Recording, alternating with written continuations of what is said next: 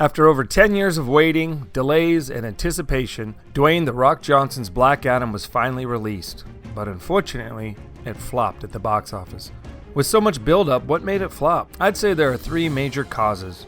WB has seemingly tried to sabotage DC at every turn, and this looks no different. I know it is unlikely they are sabotaging themselves, but how else can one explain the stupidity of their decisions? One can only hope such bad decisions are intentional sabotage, because if not, that means they have some really stupid people working at WB. From hit pieces against Zack Snyder and his fans, to zero marketing of Zack Snyder's Justice League, to hiding the true numbers of viewings of the film, to ignoring the demand to finish Snyder's films. No, they are not bots.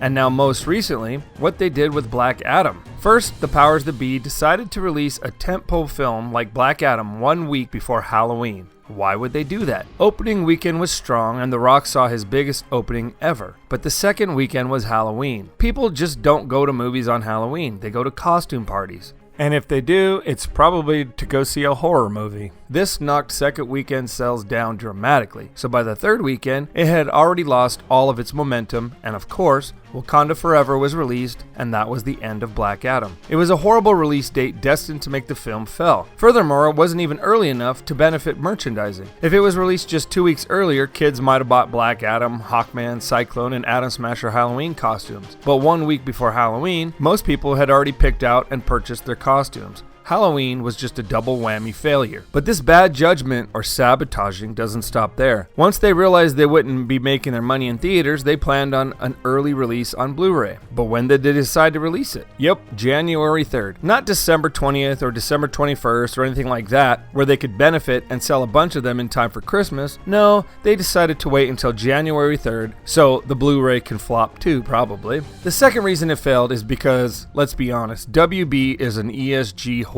They will do anything to boost their ESG score, and it shows in the lack of success from these films after Aquaman. The race swapping is getting carried away, and it's actually affecting profits. These characters are up to 80 years old. We've seen them depicted a certain way that entire time. When you go to the movies to see these comic book characters adapted to film, you want to see those comic book pages come to life. But when they look nothing like the comic did for 80 years, then that is not the comic book coming to life. That is just something new altogether, and usually disappointing.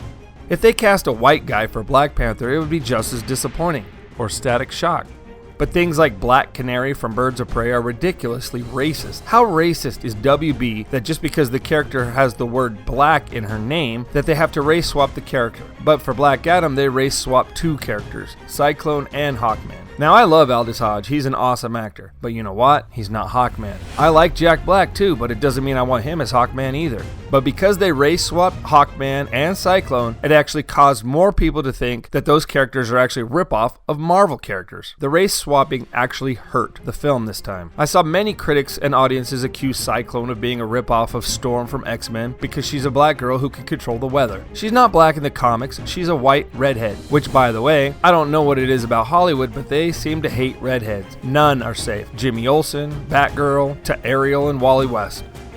They're changing all redheads from comic books, except wouldn't you know it, the one who survived was Mara, which would be great if it wasn't Amber Heard's crazy ass. They should have gone with Blake Lively, and I'll stand by that forever. Blake Lively would have been an awesome choice. Anyway, I digress. So Hawkman is one of the oldest characters in DC. He's a character with an amazingly rich history, and admittedly sometimes confusing history, but Robert Venditti cleared all that up in his run. You could check out my Hawkman in Characters 101 video to find out more about that. But the moment they race swapped him, they just made him look like a knockoff of Falcon from Avengers, which is sad because Hawkman was the original. He is decades older than Falcon. Hawkman is a much more interesting and compelling character, and quite frankly, he would annihilate Falcon in a heartbeat if they were to fight. WB sabotaged one of their oldest characters. They even ignored the most interesting aspect of Hawkman, that he reincarnates throughout time and space. They killed the character right out of the gate in typical WB fashion. Finally, Black Adam failed because it just wasn't a great movie. They put a lot of money into this movie, and they could have done it for half the price and made it created a much more compelling drama. Instead of having flashback sequences of the origin, why not just make the movie set in the past? The story could have been what was told in the flashbacks. You could see the father-son relationship build. The climax would be when Black Adam's son gets killed and he is stuck with the powers and then goes on his vengeance massacre. He is soon trapped by the wizards, and the end credit scene is when the humans wake Black Adam up in the present. Now that could have been a great, heartfelt movie. It would have been cheaper to produce, it would have had more drama and more character development. And if they wanted to, they could have still used Hawkman and used Hawkman's real origin, since he's reincarnated through space and time. In the comics, he was Prince Khufu in ancient Egypt, and he could have easily made an appearance in the movie and perhaps helped trap Black Adam at the end. And they could have used Aldous Hodge, because it would have been Hawkman's previous life as Prince Khufu. I don't know what the decision makers at WB are ever thinking, but they need to be fired. I've been saying this literally for decades. They all need to be gone. All of them. They have been a thorn in DC Comics and DC fans since the 1980s. With the failures of Birds of Prey, The Suicide Squad, Wonder Woman 84, and now Black Adam, maybe it isn't DC that needs a reboot. Maybe it's WB.